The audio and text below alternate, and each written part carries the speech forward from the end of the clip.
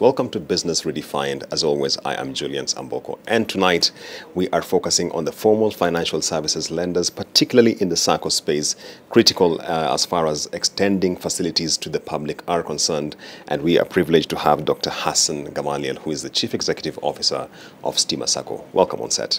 Thank you very much. Thank you for having me on the show. COVID-19 has led to the development of the reprofiling or restructuring of loan books. When you look at your 30.4 billion shillings loan book, how has it been impacted? It's a combination of, yes, being lucky, but number two, also having the correct and right fundamentals. If you're to look at our ratios and in terms of our reserves, in terms of having the adequate capital ratios, having adequate deposits. For a very long time, Stima has been not just giving everything out, but also carrying in a lot of reserves that have enabled us to sort of ride the COVID-19 era. Very key when you look at the aspect of the impact on our loan book. We are looking at almost 2% of our loan book, which is slightly above 600 million shillings, whereby we've had to give out moratorium. Speaking about correct and right fundamentals, I was looking through the industry numbers. You have a loan book of about 30.4 billion shillings against deposits of about 28.3 billion shillings. These numbers are quite intriguing because typically you'd have the loan to deposit ratio not exceeding 100%. Just unpack this for us, and why is this the case? What you're looking at, and I think from that record, is predominantly what you call the alpha deposits. However, we have other forms of savings which go hand in hand to build on our liability side so that we're able to match the assets and the liability.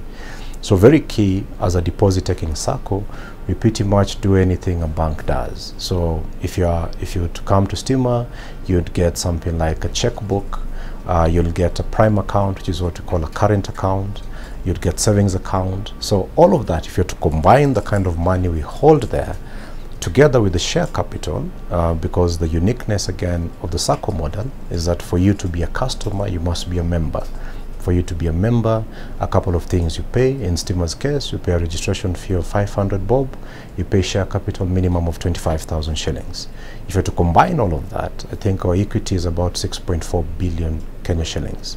And of course, if you're now to add it into what you mentioned as the alpha deposit, you'd actually see we actually have even more than what you're lending. Staying with ratios, how is your asset quality looking like as far as your NPLs are concerned, particularly in light of COVID? The non-performing loan, if you're to look at the loan delinquency, has in this period oscillated. Right by the time COVID-19 kicked off around March, at least in Kenya, we saw an upward spiral on the PR. But as time has gone by, and if I was to look at the last 2 or 3 months, I have seen our portfolio at risk actually decreasing. The last I did check, we are having an NPL of about 5.85%, which is still slightly above our target of 5%, but way better than the industry, which is almost at 12%. And speaking about your portfolio at risk, how is your disaggregation of the loan book as far as various sectors are concerned? Because we appreciate, especially in the COVID-19 environment, some sectors have taken a particularly hard hit compared to others. That's a very good question. What we've seen in Stima, our core members come from the energy sector. Our core business is also in the energy sector. So Kenya Power, Kengen, Ketraco, REA, GDC, Kenya Nuclear Energy Board, all of those other private sector power generating entities as well. But since we also opened our common bond, we do have membership that is coming from the transport sector, from the airline industry, from the horticulture industry, from the business sector. And these are the ones that have been predominantly affected by COVID-19. Luckily, and that's why I started saying we've also been lucky, because when you look at the impact of COVID-19, as far as the energy sector in Kenya is concerned, that has not been quite major. However, the impact of COVID-19 on the transport industry, look at the aviation industry, has been quite disaster, has been a big disaster, so to speak. And because of that, you also find that in terms of the segmentation of our membership, the membership who are domiciled in the core sector, which is the energy sector members, are doing pretty well as they were doing before. But then again, you can imagine if you came from an aviation industry and you're part and parcel of Stima, it also means that you as a member have also been negatively impacted.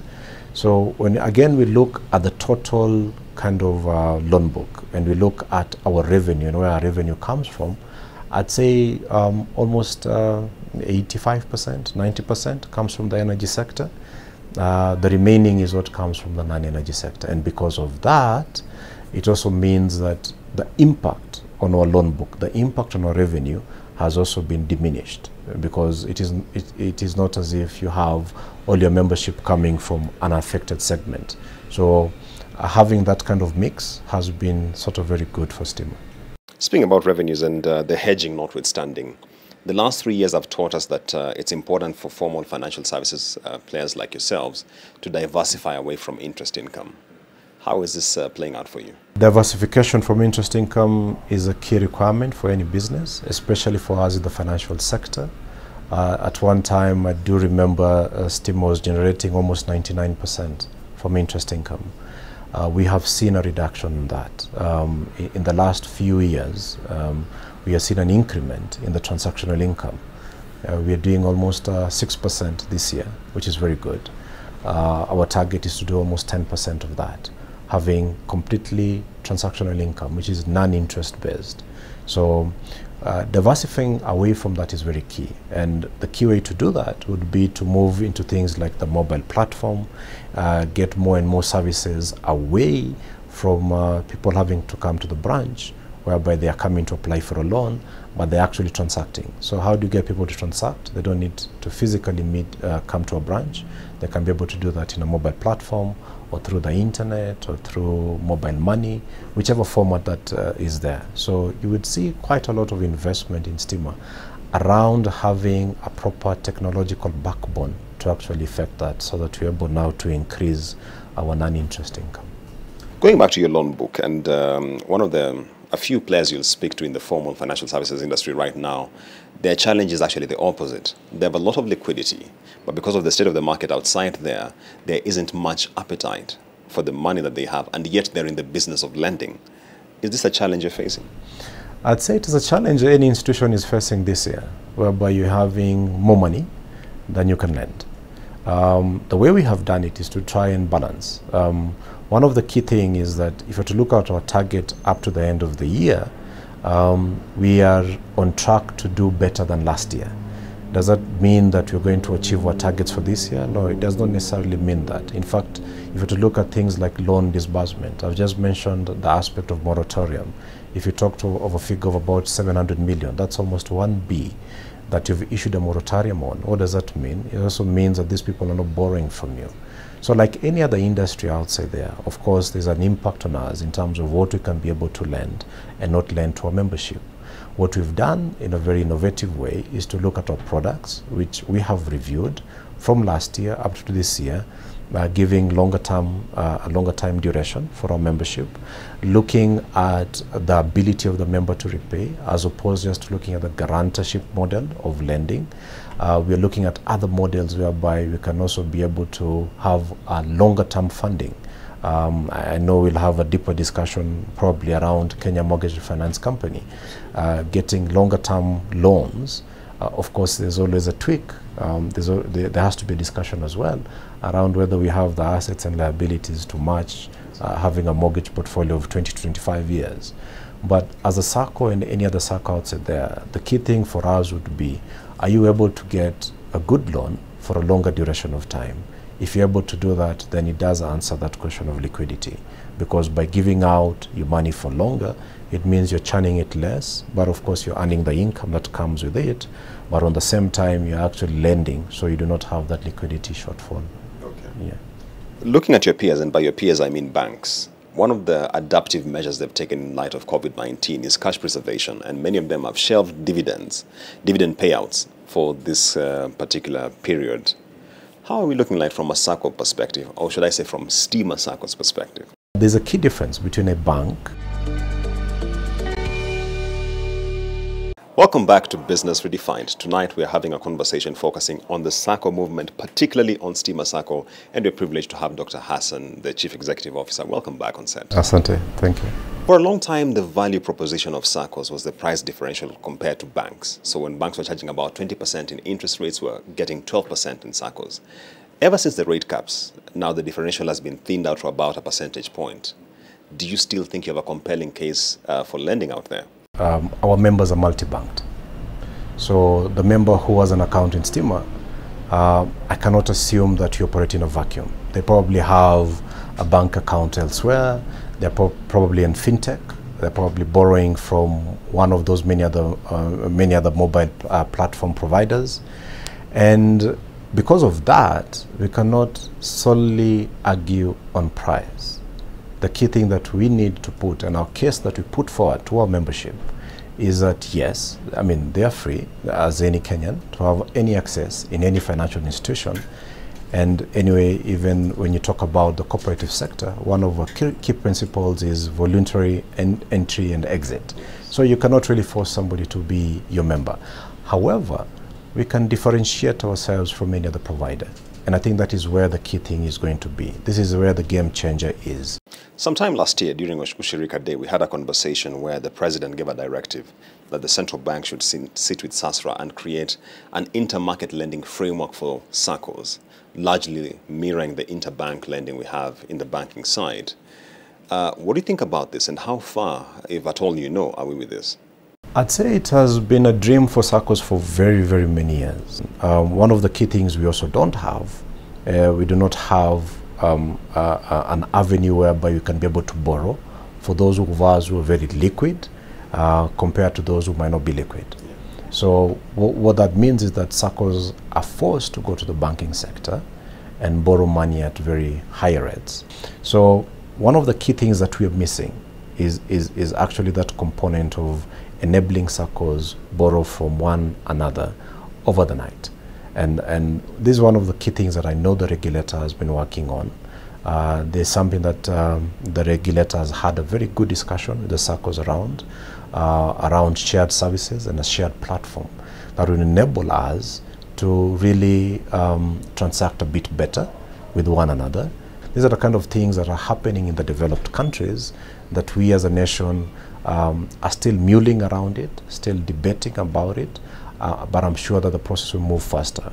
And staying on the same breath regarding intermarket lending, one of the challenges that I foresee, I could be wrong, is that unlike the banking side, for example, if you look at the Sacco space, there are entities which are regulated by SASRA, there are others which are under the State Department, and therefore the risk profiling tends to change depending on who is looking at whom. Do you feel that creates a rollback or a negating effect, or would it be better with just one regulator, the way we know, for example, CBK monitors all banks? The law actually changed, and it enables SASRA to also regulate the non-deposit taking Saccos, and I know that is work in progress. So that will change quite a lot. It will create the kind of regulated environment that all of us wish to be in. You mentioned something earlier which I want to come back to, that is the long-term lending. And of course, Stima Sacco is listed as one of the Saccos playing within the KMRC, the Kenya Mortgage Finance Company framework. How far are you with this? KMRC came into being to solve a particular unique problem that we Saccos have, and especially Stima. The problem that Stima Sacco had is that when you looked at our assets and our liability, although we were able to play the matching within a short-term loans, we couldn't do that for a longer-term period. It was simply because our deposits have never been sticky enough for us to give a very long-term mortgage. For example, if you were to come to Stima, would we have been able to give you a 20-year loan or a 25-year loan as a mortgage? The answer was no. Enter KMRC. KMRC is a game changer for us in the Sacco sector because finally it enables us to match a long-term loan in the form of loan from KMRC, or what they call the refinancing, versus a mortgage over 20 to 25-year facility. Just quickly winding up on the real estate discussion, what's the exposure of your loan book to the real estate sector? And why this question is critical is because after about 12 years of a bull run in that market, we clearly appreciate that there's been a bit of a slump. So how is your exposure there? I don't think we're exposed as far as the real estate is concerned. Look at the model of a Sacco.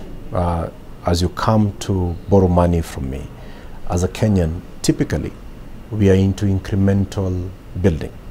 So you come for a loan, a short-term loan of say 5 years, just put your basement, come back again for another short-term loan of 1 year or 2 years to continue constructing as you progress. So we've never had such a big exposure per se, because our lending model has always been, we are lending to you because it's the incremental building. And in those instances whereby we are lending based on a fully constructed house, or you're purchasing a building already, again, our exposure is very minimal. Why I'm also saying that is that the biggest chunk of our loan book is actually consumer-based. It is not mortgage-based. So as Stima, we still think that there is space there to be played. We've heard about the issue of a bubble bursting, but we've had it for about 20 years or so. Talking about the outlook that you have for savings in Kenya, Kenya's savings to GDP ratio leaves a lot to be desired and speaks of the headroom that we still have to mobilize savings as a country. What's your outlook? When I look at our members, I'd say I see something very unique. The members who join Stima simply because they want to borrow, but also the members who join Stima simply because they want to save. And that's how you have that matching between the asset book and the loan book. Kenyans in general would also love to save, but the problem why you're not able to save is simply because perhaps you do not have adequate income to save. So one of the key things that we're trying to provide as Stima is to give you an avenue of whereby you can, it's not just about borrowing, but it's also about saving. So we've invested very heavily in terms of the kind of products that we have and the services that we have, including having fixed deposit accounts, which, by the way, if you had an FD within a Sacco, you actually have a gain on a withholding tax. Because if you have to go to the banking sector, you get charged 15%. You come to a Sacco, you're getting charged 5%. So that, the idea behind it is to encourage more and more people to save. So the saving culture, I would not say is missing. It is only not there because of lack of adequacy, having additional or excess money that you can be able to save. Most of our Kenyans are living from one day to another. I was born and raised in Kibra, so for me that is actually what I saw growing up, whereby you saw individuals who were unable to have any extra coin to do anything else with it, simply because you're fighting hard to survive. So from our perspective, an institution and many other financial institutions in Kenya, I think our aim therefore should be not just to lend to individuals for the sake of lending, for the sake of consumption lending, but basically to lend for investment. And then from that investment, you can now build on your savings portfolio as well. Okay. A number of Saccos I've spoken to outside here will tell you that they are facing, if I may call it, a demographic crisis. The old generation was very aggressive with savings. The young generation doesn't seem to be. Is this an experience you're sharing? Yes and no. Let me try and balance this question in this way. From Stima's perspective, 80% of our employees, my colleagues, my staff, are younger than 35 years of age. So that says quite a lot, that we've attracted in terms of our employees quite a big chunk of the youth. Obviously, as you go out and you start looking at the membership, the older generation are the one who have saved for more, because anyway, between 35 and say 50 or 60 years, you had that active time of employment whereby you're able to generate some income that you could consider to go ahead and save. What I've seen is that it is not that the youth do not want to partake in Saccos. It is just that we need to change our approach to them. What we did 46 years ago is not what we need to do now to attract that 20-year-old, 25-year-old, 18-year-old who wants to join Stima. Majority of our youth believe in a gadget. Everything has to be where. mtandao, right? Everything is here. So where are we? Where is that space that we in the Sacco sector, are we playing in that particular space? Is Stima going to be found on an app? Is Stima going to be found on the mobile phone?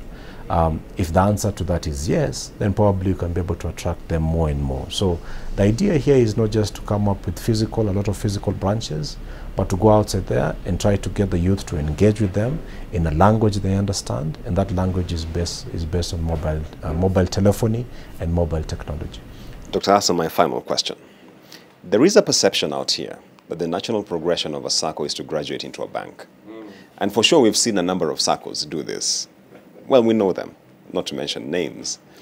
You, or rather, Stima Sacco is really one of the top-tier Saccos in this country. Is this an end that you have in mind? That's an interesting question. So let me answer it this way. Anything a bank can do, we can do, and we can do it better. So we don't need to be a bank. Again, if you're to look at the world model outside there, go to Van City Credit Union, they own banks. So similarly, my feeling and our take and our strategy is that as a cooperative, it is the right model. It is the only model we need to have, and we can play around that space. So we don't need to convert ourselves into a bank. Right. And that point by Dr. Hassan Gamaliel takes us to the close of our conversation on Business Redefined. Up next is the Markets Report.